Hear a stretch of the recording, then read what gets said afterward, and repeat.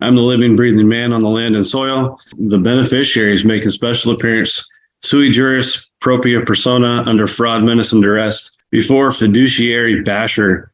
Defendants just simply have not created a genuine issue of material fact. No offense, lawyers lie all the time. Those are the plain facts.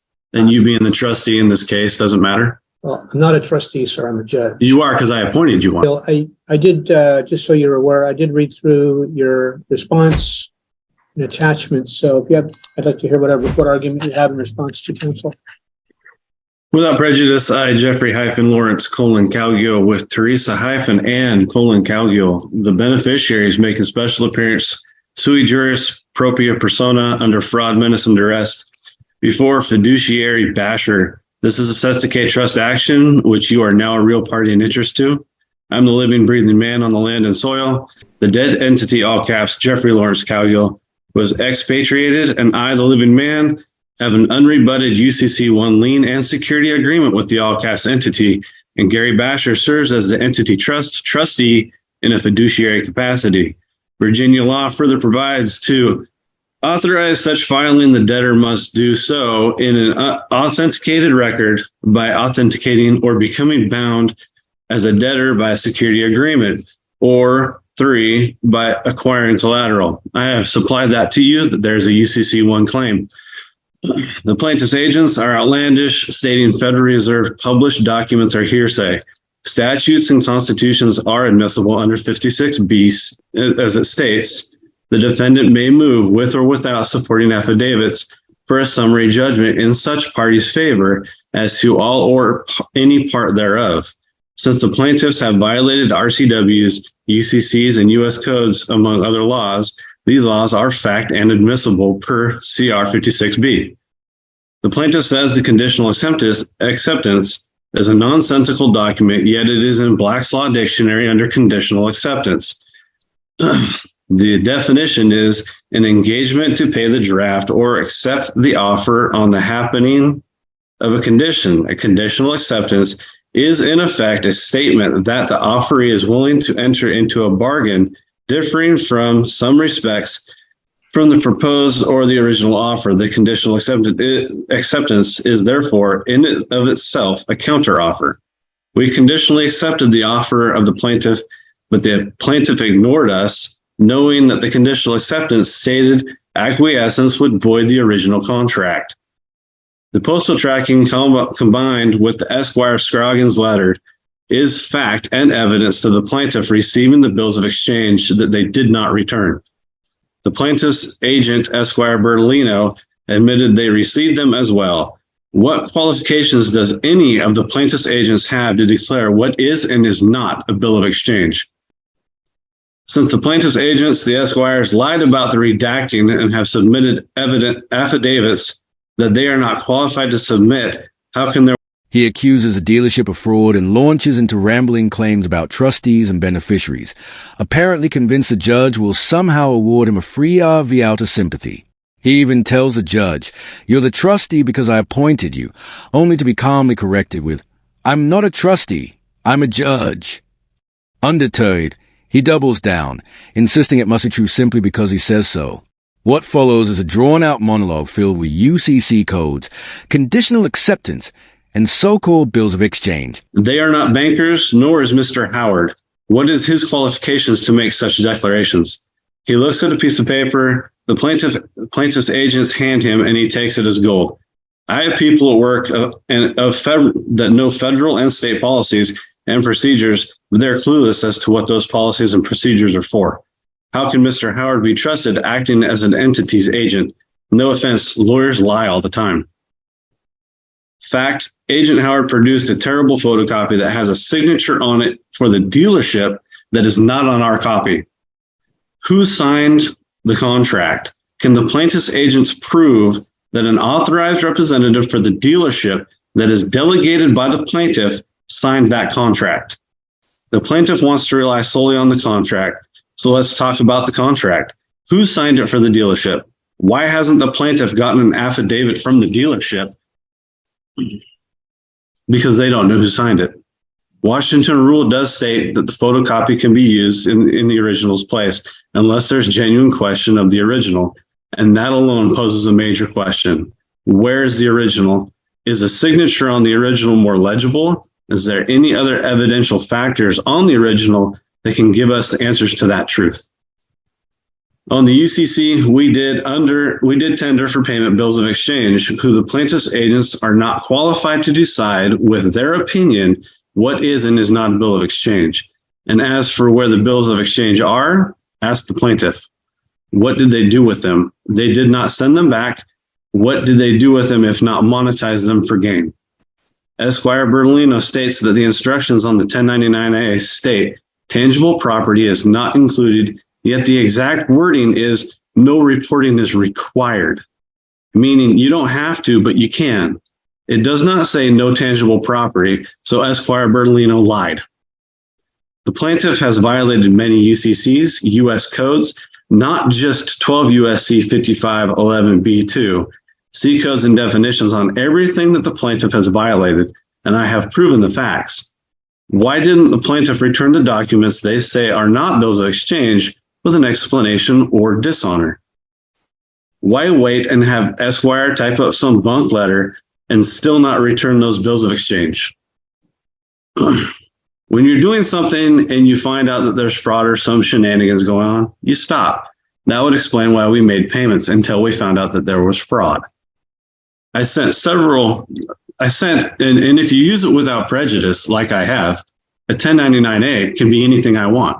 I can write a bill of exchange on a blank piece of paper. It's what they do with it. They didn't send it back with dishonor. They didn't send it back at all. All they said is, well, now we're going to limit how you can and cannot pay. And so they violate.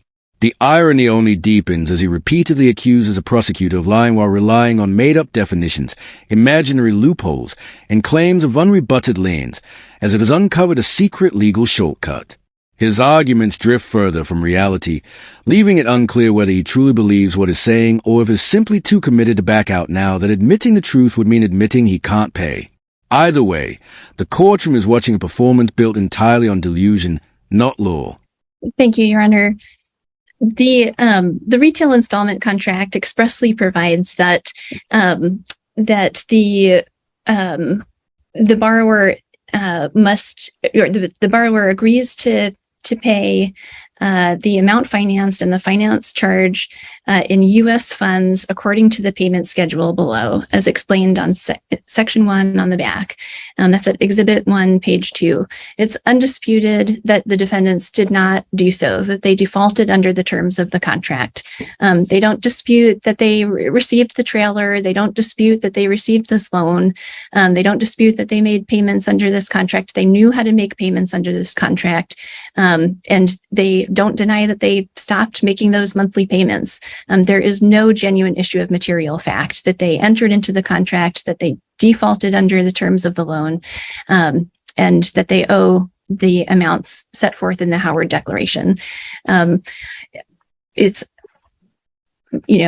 not appropriate for defendants to malign attorneys generally, or my colleague, Ms. Bertolino, in this court, with no evidence, no admissible evidence that would support any of the allegations that defendants have stated here today. There is no demonstration, no allegations, no demonstration of fraud by the credit union or by anyone. There is no, defendants just simply have not created a genuine issue of material fact regarding the credit union's claim for breach of contract or its entitlement to replevin in this case. And that is, those are the plain facts. So I got one question I have, which is not necessarily germane to my decision. Does your client still have the bills of exchange that were submitted? That I don't have an answer for you today. Your Honor, I've asked for them back and they just blatantly ignore me. All right. Well, when I look through this, I mean, there's a lot of interesting, interesting theories that are kind of flowing all through this. What it boils down to, from what I gather, and there seems to be undisputed, is you folks went in, you bought a trailer on time, agreeing to make payments of some amount, pay it off. Over at some point in time, there was an issue arose where you decided to do something different, and then no more payments were made. There were some submissions of bills of exchange as an attempt to make a payment, as well as a 1099 as an attempt to make a payment. I guess my answer to that is those probably would not be something you could walk into Safeway and buy a banana with, because it wouldn't be considered regular money for He purposes continues of buying digging himself things deeper until the attorneys finally step in, and his entire argument collapses almost instantly. Once the noise stops, the facts are simple. He purchased a trailer, signed a contract, made a few payments, and then stopped paying. That's the case. The attorney points out that the agreement requires payment in U.S. funds, not conditional acceptances, not bills of exchange, and not handwritten sovereign may work in a UCC type thing or something like that. This is simply a consumer contract to buy a trailer and make payments on it. And when you're all done, you get the title. The credit union, it appears without any objection, has a security interest, which is indicated in the title as the legal owner.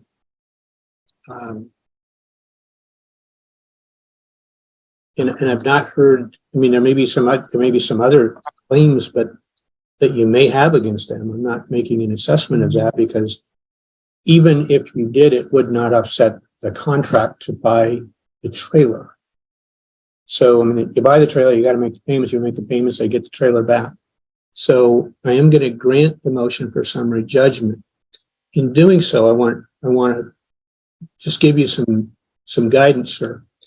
What will ultimately happen is they get the trailer back, and then they sell the trailer to somebody else. They apply the funds they get from that against the bill that's still owing.